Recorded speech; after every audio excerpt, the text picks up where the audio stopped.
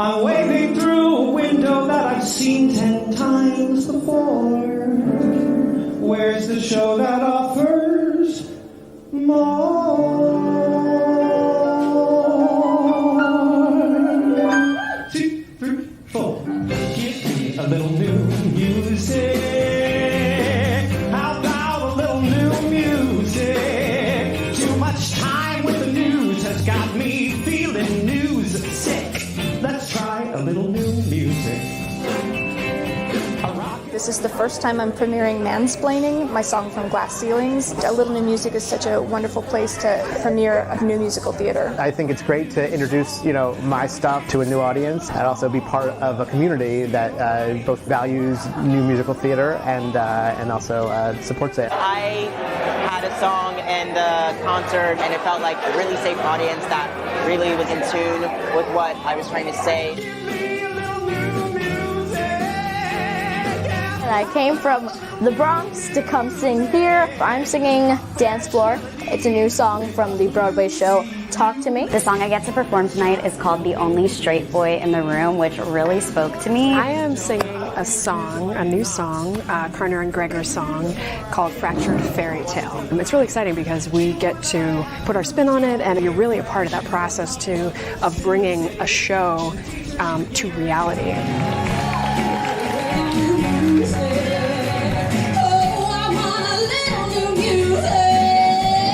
Best talent in town, the best writers around the globe. It's not a casual cabaret, it's a highly produced concert. This is my first time seeing A Little New Music. It gives you a little taste of what's new and what's to come, and it just makes me excited because I want to see every single show now. I really think people need to come and experience hearing songs that have not been performed before. There's something incredible about hearing it for the first time. Ballads, up-tempos, jazzy tunes, old school Broadway type of songs. Sometimes like the next Sondheim shows up, and you get to be a part of that. Let's try a little new music. Come on, guys. Let's try a little new music.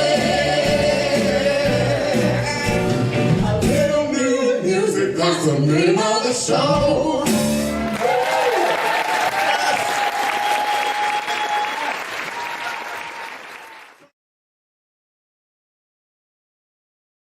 Welcome to A Little New Music, everyone. My name is Keela. I am one of the volunteer producers here.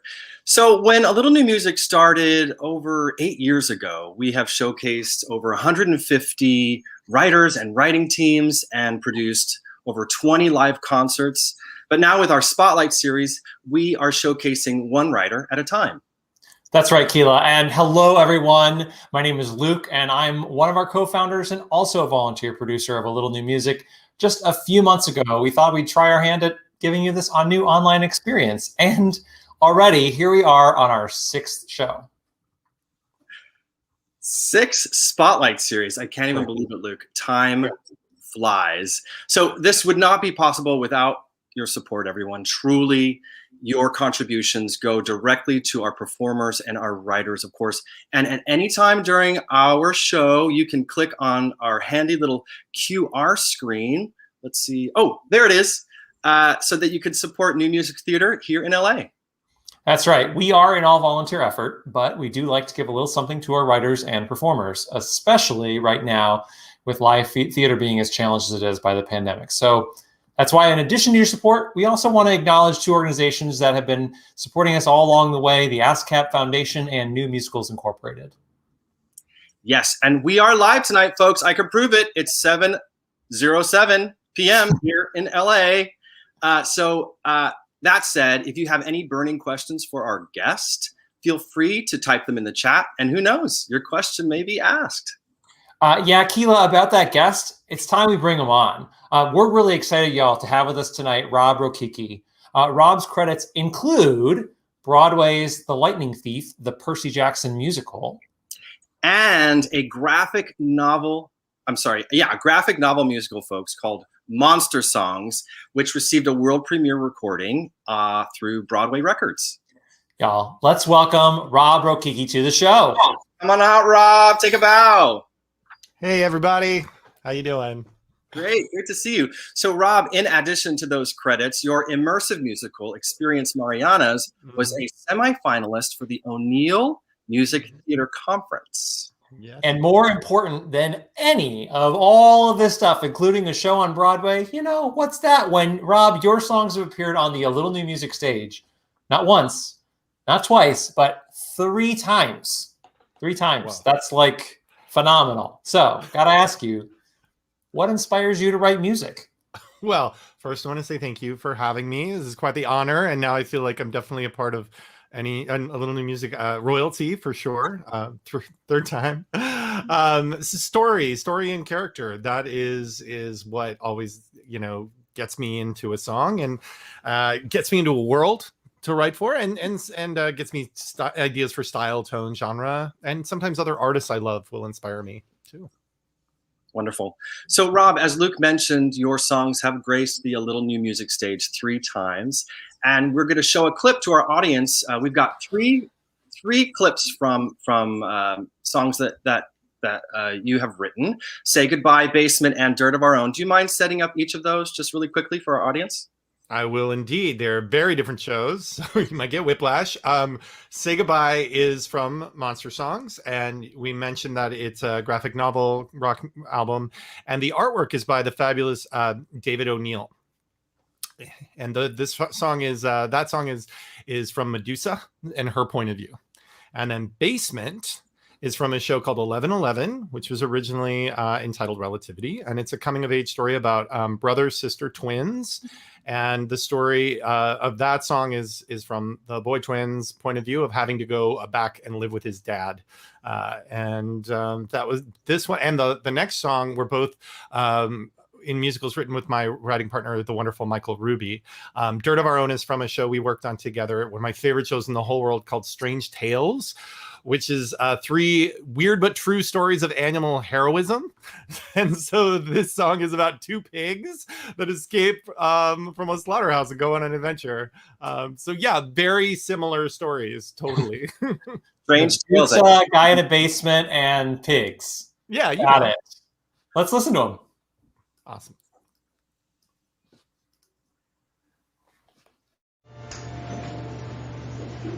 Ever since I was young, I've always been in trouble. Could take a mountain of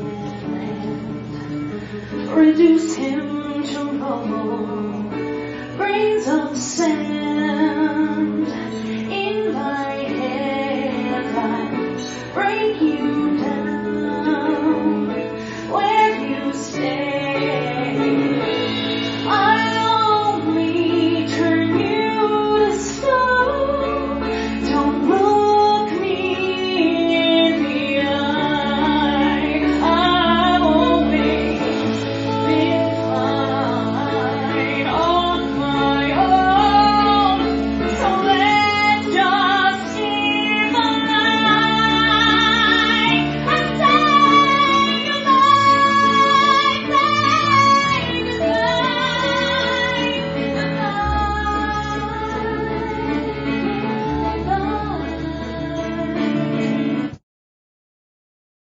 Guess you're probably wondering what became of me.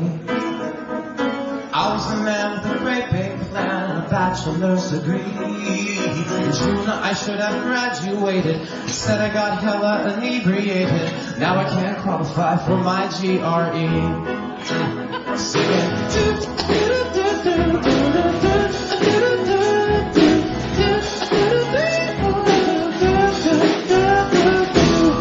I find I'm back here in my hometown. Ain't done a thing this homecoming king without his crown.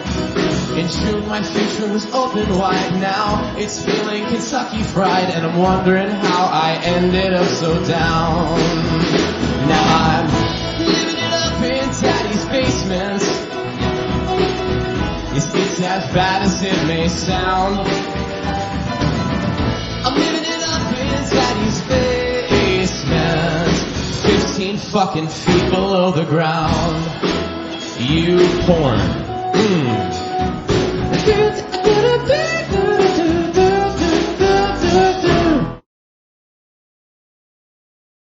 When I to squeeze through the fence, them bushes and dents. To be fair, ALNM does make good sense. I know the suspense is making you tense. Put your best foot forward and play offense. Alright, there's the lock, so let's pick it.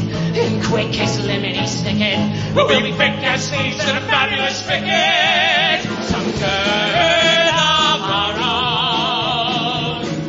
Life as sweet as mascarpone. Creamy mascarpone. Some turn of our own. That plans for us, they'll be overthrown. They'll be overthrown. Our throats, they'll never sever. As long as we stick together. So keep sharp and stay alert, love. Soon we'll have the loveliest turn of. They'll put up a fight, but we'll fight harder when we placed on a plate or end up lauding a lauder. It's just you and me, Sam, on the road. Let's take it. So buck up shop, cause we ain't forsaken. Just you and me, Sam, on the road. Let's take it. Let's bust this joint and bring home the bacon. Yeah! Bring home the bacon! Memories. He's not in costume. Man, I love that show so much. Most of it is up on YouTube at some point, so you should check it out if you can. It's a wild show, and I love it so much. It means a lot to me, that show. So, Rob, that is, to put it kindly or lightly, a really diverse set of tunes. Each with a very different perspective and style. I want to just remind our audience, if you have any questions about any of these songs, please type them in the chat right now and we'll take them. But Rob, do you have a favorite type of music to write? I like to write in all different styles. You know, I played in a lot of rock bands of different, I played in a country band. I played in like a shoegazer wall of sound band. You know, that story was so fun because I wanted to write like a Muppety kind of musical. I love Paul Williams. I got to meet him a couple years ago, and he's like one of my heroes. And I think there's just something about the wit and charm of that style of music and there's an edge to it, you know, like a Randy Newman and kind of thing. So that's fun to write that way, but my heart lives in the pop rock, you know, land. I've written art songs, but you know. Well, it's, I mean, they're all in that pop rock, you know, vein. I mean, everything is so memorable. Like you write such great melodies. So, well, congratulations on The Lightning Thief. I'm sure you haven't heard that enough. And a lot of people back home, they probably think, you know, you write a show and it goes to Broadway, but can you kind of take us on that journey and tell us how the idea came about? Well, it was the brainchild, honestly, of a wonderful theater organization called TheaterWorks USA, and the tenacious Barbara Pasternak, the artistic director at the time. I think she's still artistic. I don't know what her exact title is now, but she fought to get the rights to that show and for the book, and they adapt a lot of books, and they pitched it as a play initially, and the fabulous book writer Joe Trace was on board, and then they thought, man, this thing feels kind of angsty, and maybe it should be a musical, and it should be a rock musical. So they went about looking for writers that write rock musicals, and my name got thrown in the ring, and I wrote some demos. It was a good fit, and then we were off to the races, and that's kind of back in 2013. And then you were on Broadway. Yeah, right. It was so easy. Yeah, no, it was originally a 1-hour piece, so like we had no expectations other than to try to do justice to the book and the fans and to just create like a show that we really loved. And it's the little show that could, after iteration after iteration, it just kept getting bigger and bigger and snowballing. A 2-act production, a national tour, you know, and then we got to Broadway. It's been a wild journey, but one that we just, every time it was like, let's just focus on the story and the characters, and we're very grateful that it's had so much love, you know, come to us. Well, I'm sure we've got plenty of Lightning Thief fans watching tonight. I wish I had seen it. I wish I had seen it. I did get to see the great George Salazar in Little Shop of Horrors, though. Oh my God! Oh my God! I wanted to see it so bad. Oh, he's truly nominated for an Innovation Award, by the way. Anyway, so here, Rob, Definitely. Our mission here at Little New Music is to keep bringing new and unheard musical theater to our audience. Hold on just a second, because we did have an audience question that we missed there, and I'm just going to pull it back up on the screen. Hit me. I can't. Okay, there it is. Teresa Marvel says that was a wild variety. Thank you, Teresa, for agreeing with the host of tonight's show. With a fabulous shirt, I mean. Thank you. The question here that Teresa has is, how do you get into all the different perspectives? Well, thanks, Teresa. I really just try to put myself in the shoes of the character, and then that'll kind of dictate what the song should sound like or the world of the story. So if it's, angsty teens in, Long Island singing about how much their parents are getting on their nerves, maybe that'll have more rock edge to it. If it's like pigs that are Cockney in the UK that are like on a caper adventure, it's going to have a totally different kind of maybe music hall kind of vibe. If it's a contemporary musical about brothers and sisters and like going through years of their life, I may play with genres of decades. And some of that happens with orchestration too, which is really fun in arrangement. So it all just depends on kind of living in that world and what's the world that I want the audience to hear. Excellent. Awesome. Great. Hey, keep the questions coming, folks. Eric Cornwell asks, what's the genesis of Monster songs, and are there many graphic novel musicals? There are not. There are not many. There have been a couple. I think Seattle Rep was working on one that was loosely based on it, and I think Chick 6 was loosely or kind of creating a kind of hybrid one, but not one that has a separate comic book attached to it. The idea for Monster Songs, which happens to be one word, Monster Songs, is I like to write about things that scare me, and I was really interested in kind of how we other people. And it's about this young man on the cusp of adolescence, and kind of I was worried about toxic masculinity and what are young boys turning into and how they see the world. And I thought, wow, would it be cool if we got to hear from like Monster's point of view of how we and get to hear their side of the story, and not in a kind of cliched way, but like really dig into like, if we took Medusa's story back and let her have her own narrative about it, like what would she sound like in that context? Or the troll under the bridge, maybe he's based loosely on a homeless man that lives down the street from me, and things like that. And at the end, we kind of strip away the veneer of the artwork, and we see that anybody can be a monster. Yeah, so that was part of the inspiration. And also I really wanted to collaborate in a different way. So David O'Neill, I was obsessed with his artwork. He works on children's books, but then I saw him do some like really gross, creepy, cool art on a site of his. And I was like, dude, this is amazing. Would you ever want to do like a song? And then we did. I was really excited that was the kind of collaboration it was going to be. We'll talk about the character from an artwork point of view. We'll talk about like what style genre that we want to have, like the vampire zombie teenage girls are dating the same boy and they're ripping him apart. And I wanted that to sound like a kind of Amy Winehouse kind of retro 60s vibe, like stuff like that. So it was really fun to play with genre and style artistically. And we're working on it as a virtual reality video game as well.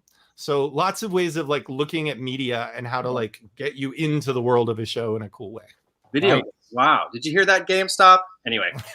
So, Rob, it sounds like you have worked with some amazing creative people. And in that vein, if I'm not mistaken, you have something new for us. And we'd love to hear a little bit about it and the creative team behind that, if you don't mind setting it up. Absolutely. Though I did see a question about if Rick Riordan had any input into Lightning Thief, and I will say his team did a lot. They were incredibly hands-on and really wonderful and warm and lovely and supportive. And we wanted to do right by Uncle Rick every step of the way. He was kind of like one of the omniscient gods that kind of like stepped away, gave his blessing, and then let us do his thing. So he wasn't like there, but his parents came to see it, and his agent and manager were like there in the recording studio, like with us. So much love from them. I have nothing but respect for that whole team. As for, I'm working on I'm working on a couple projects, which is good. I like to stay busy. And I'm working on a movie musical that I was commissioned for the University of Nebraska. Hey, go Huskers. Go Huskers. I wanted to write with someone I love and admire and hadn't worked with before, named Anna K. Jacobs, who is also an incredible songwriter in her own, but I wanted to I love her book writing. So she's writing the book to this. And so this is about a social influencer, and it's very funny, and the characters are meant to kind of seem a little surface level at first, but then when you strip that away, you see kind of how they're dealing with some really heavy stuff. And so this character, Gemma Jordan, the show is called The Real Gemma Jordan. She's a 20-something, so just put me there, 20-something, and she's desperately trying to be a social influencer, but behind her like happy, positive, holistic mantras and things, she's reeling from the loss of her father the previous year. And so at this moment, that I'm thinking of is she's staring at a picture of she took of her dad. So I think that's the setup there. Great, let's hear it.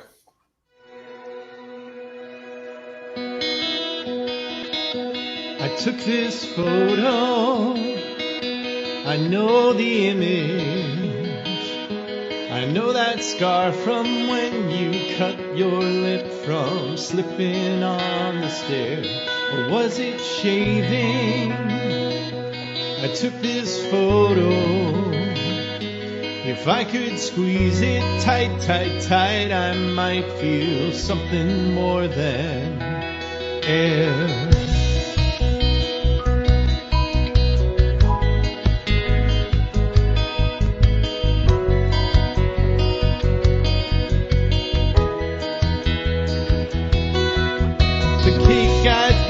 Store-bought, but the icing was homemade. You faked acting surprised when we all yelled. You just come back from fishing out at McConney Lake. You wore your old cologne, I can't remember how it smelled. It's like a word. If you stare at it long enough, if you stare at it long enough, your eyes get sore. It's like a word. If you stare at it long enough, if you stare at it long enough, it doesn't mean anything anymore. Working in the garden, I miss working with my hands. And I have friends, well, people that I call.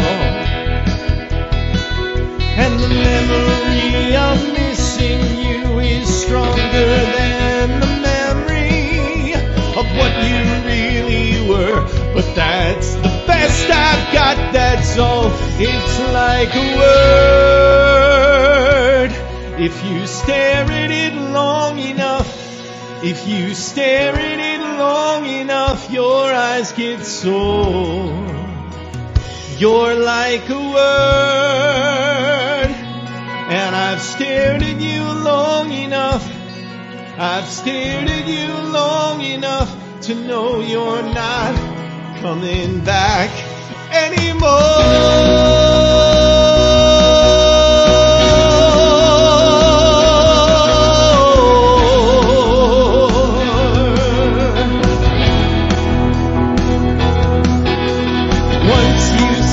We got this, said, we got this, said, we got this. Once you said we had all this time.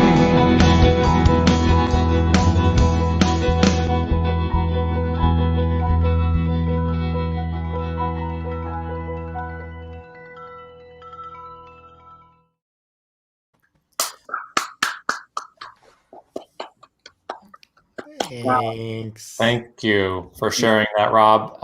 Thanks so much. In a moment, we'll take audience questions, which I know we have a few more about this song or any other questions that y'all have. So make sure if you have any questions, burning questions, put them in the chat. Rob, I do want to know, how did you connect with this particular character and what motivated you to write this song?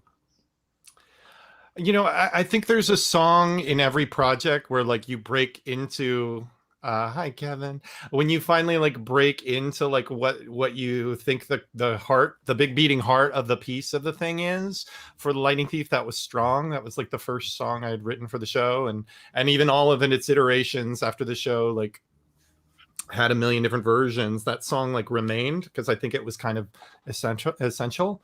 And this was a song that I was struggling to kind of find my way into the world of the show, and I thought, well, I think Anna is writing a really complicated character on one I've never really thought about before. Where we think about people on social media or people that we just think as like kind of surface level, or even vain or vapid or whatever, and you realize that like there some people are really putting out some good vibes, and maybe they are like believing in what they say, and maybe they're also going through things that we don't even know about. So I tried to put myself in the shoes of someone who is like covering up the loss and the hurt that she feels, with this veneer, and then I'm like, what happens that moment that veneer is taken away? What is the sense memory that takes you there? And I think, you know, photographs are so, you know, they'll take you right there, or a smell will get you there. Yeah. And so that was a lyric that I loved, the idea that she couldn't remember what her dad's cologne smelled like. I thought that was really, that hit me. There were just like elements of that, of loss, that I could relate to. But honestly, I just love to like step in a character and really like try to live in that moment. We talked about that idea of a weird idea to write a song about, of semantic satiation, the idea of saying a word that the more you say it, it starts to lose its meaning. And that idea of like trying to hold on to a memory, the more you try to hold on, you're remembering it more than the person. And so I thought, oh, that's a cool idea to write a song about. How do I make that emotional for me? So. Incredibly emotional and haunting, and you're giving me like early YouTube vibes with that. Well, I was very proud of my drumming. I've been working really hard on my little VR drum kit, so I've been like fantastic. Luke, I think we have more questions from our audience. Don't we? So actually, yes. Here's a question from Teresa. Do you do your own orchestrations, or is there someone you commonly work with for that? Well, you know, it depends. I mean, after playing in a lot of bands, I get kind of like specific on certain things that I want to do. So for Lightning Thief, I did a lot of it on my own, but then I brought in the fabulous Wiley DeWeese, and he just incredible brain, like a mathematician, just a genius. And he's worked on, oh my gosh, the late great Bloody Billy Andrew Jackson. Oh, please help me. What is the name? The writer. Oh my God, Michael. Anyway, I will remember it, and then everyone will be mad at me because I can't remember Michael Friedman. Yes, who's one of my favorite writers, and Wiley's worked a lot on his kind of catalog of things, and I just think Wiley is so smart, and I wanted someone who brings like a really analytical, really cool ideas to the mix, to an orchestration, of thinking outside the box and in a more orchestral, bigger way, especially when we moved to Broadway for Lightning Thief. So it was great. We co-orchestrated. We would like break down a song. I would be like, I know I want to do Good Kid, and I know I can do it, but I'm like, I want you to take Another Terrible Day, because I know you're going to go nuts with the piano licks and things like that. So it was really fun to divide and conquer. I'm working right now as an orchestrator and co-arranger with my buddy Joe Iconis on a show called Punk Rock Girl, which is all female fronted pop songs from like the 60s till, or like punk, so like 70s till now, working on that as an orchestra has just been a joy. Getting to play with like Slater Kinney or Bikini Kill, Courtney Love, like to get to like play with some of those songs, and like some I'm gonna do like real homages to, and others I'm kind of breaking apart and having some fun with, and I'm really excited about that. I'm working right now on a project that the fabulous Lynn Schenkel is orchestrating, and it's got a lot of Mexican pop influences, working with a wonderful writer named Rebecca Marullo, and we were like, we really want it to sound like kind of Mexican pop bands that we love. And so that's going to take a totally different vibe. And I love that I can hand it off to Lynn, and she is bringing us some of the most coolest ideas ever. So yeah, it just depends on the project. I just knew that it felt right for that to work with someone separate. So do you have any update on Punk Rock Girl for a reschedule? I mean, we're keeping our fingers crossed. It just depends on the theater and when rules and regulations open up. I mean, we postponed, but we're not dead in the water. We're not canceling it. We're just seeing what's the next step. Right. And so no, I'm very hopeful we'll get it out into the world. We have a wonderful director. She's incredible, Jenna Warner. So like we'll get there. We'll get there. I'm positive. I'm hopeful. All right, so HP Boy 13 asks, what surprised you about writing for a movie musical versus writing for the stage? Are there differences in the process? Well, Lightning Thief was not based on the movie; it's based on the book for sure. So I've never really adapted a movie. I've worked on commissions for trying to get a movie or two, but I've not quite gotten those. You write a lot on spec to try to throw your hat in the ring. So I have tried to adapt films in the past, and there's a couple that I would really love to adapt. But Lightning Thief, I think partly because the fans reacted so negatively to the movies, we went back to the source material, and I watched like half the movie and I was like, forget it.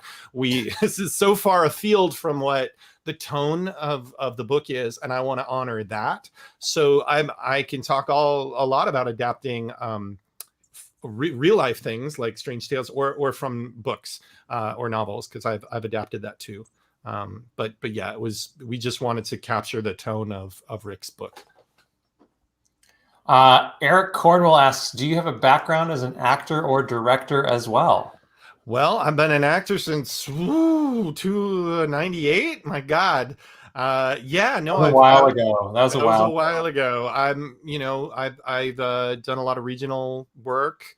I've done a couple national tours as an actor. So my Broadway debut was supposed to be doing Pump Boys and Dinettes as an actor in 2012 that John Doyle directed, and then unfortunately producers backed out and all that. So it actually was one of those things where that year was like, I think I want to focus on writing, and literally a couple of weeks later, months later, that's when Lightning Thief fell into my lap. Wow. But I'd always done both.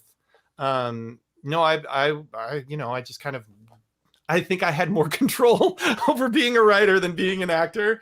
This is it. You like me or you don't, or I'm right for the part or I'm not. Whereas, you can rewrite, you can change, you can fix, you can go to a different producer, you can go to when you have control as a creator.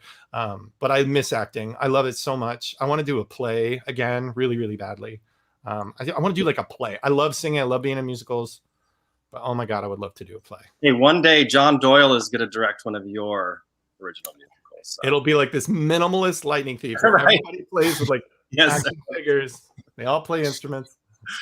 Tuba. Yes.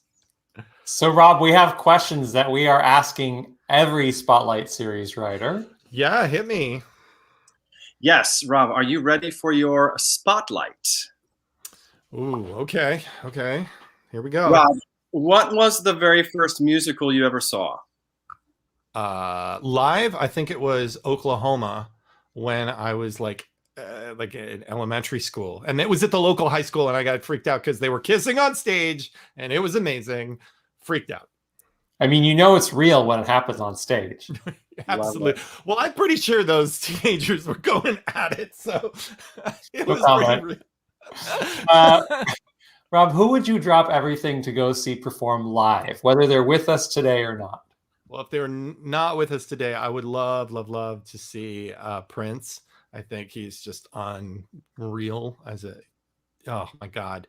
But one artist that I love that I don't think a lot of people know is the fabulous Canadian singer-songwriter balladeer, John K. Sampson. He is kind of like the poet laureate of Canadian like art rock. He was in a band called the Weaker Thens, and his music, his story songs, his point of view has been a huge inspiration on my work. I would drop everything to see John K. Sampson play anywhere. Nice. Amazing. Wow. So Rob, who is going to play you in the musical version of your life? Oh my God, I am not I'm not interesting enough for that. But I actually I think Ewan Morton, because I got to work with him many years ago as an actor on a piece that we were both cut from. But then years later, I got to hire him to be in Monster Songs at NAMPed. And I just always loved him. I just think he is just an incredible actor. And I would be very honored if he could play me. Rob, so that's our 3 spotlight questions. Before we go, can you tell us a bit about what's next for you? Well, some big news about Lightning Thief and Monster Songs is that they were both now licensable at Concord, so you can do them. You can, and I'm so excited about that. And I know, as you know, streaming and things are happening, but soon also in real theater spaces and things, which are really exciting. I'm releasing some EPs of some instrumentals and things like that, because I write other things than just musicals. Got the Gemma Jordan thing, very excited. And I'm working on this cool piece with Rebecca Murillo. It's called Breathe. It's Portraits from a Pandemic, and we should have a big album and concert coming up. So lots of things. And my show at Nebraska, I'm excited. I haven't worked on a movie musical in a long time, so it's really fun. Awesome. Fantastic. So Rob, we can't thank you enough for joining us today. I know you're a very busy guy, and it just means so much to us to have you here. So to our audience, you can watch Rob's songs and many of other songs that have performed at A Little New Music stage. Just go to our YouTube page. That's youtube.com/A Little New Music. And when you're there, search for ALNM A Little Rob Music, and you can see all 3 songs, in a single watching. You don't have to click around or anything; it just pops up, and you can click play and watch it all. We also ask folks to please support A Little New Music using the QR code on the screen. Your contributions, as we've noted before, but we'll just note one more time, they help us compensate our Spotlight Series performers and writers, including Rob. Definitely. We also want to give a little shout out to the folks behind the curtain, as they say here in the showbiz. We'd like to welcome Spotlight Series executive producer Amy Francis Schott. Come on out, Amy. Take your bow. Hi. Thank you so much for being part of this, Rob. I'm so excited. I've been such a fan of yours for so many years. I think since I saw you in The Beachmen playing some of your own songs, it was like, who is this guy? He's awesome. And so it's just great. Congrats on all the awesome things that have been happening for you in recent years, and I can't wait to hear what's next. I appreciate that. Also, I heard you talking about Anna Jacobs, who is your book writer for The Real Gemma Jordan. And guess what? 2 weeks from today, on Tuesday, February 16th, Anna will be our guest. So we'll be looking back at songs of Anna's that we have presented in A Little New Music, and she has some special guests performing a brand new song that you'll hear first right here. I also wanted to thank Ryan Baldwin, who is our StreamYard guru. He's taught me everything I know, maybe not everything he knows. And Travis Leland, who has been popping in and out of the chat, giving you all the helpful links and asking for your questions. So thank you so much. That's super awesome. Thank you. We also, of course, want to give a quick shout out to Peter Welken and Chris Makish for all their support for all the years that we've been doing this work. And thanks again to the ASCAP Foundation and New Musicals Incorporated, who are great supporters of our work. Thank you again, Rob, for joining us tonight. Thank you all of the rest of you who are here with us tonight. We'll be back in 2 weeks at the same bat time, same bat channel. Please subscribe to our YouTube channel, follow us on Facebook, and have a good night, everybody. Bye. Bye, everyone.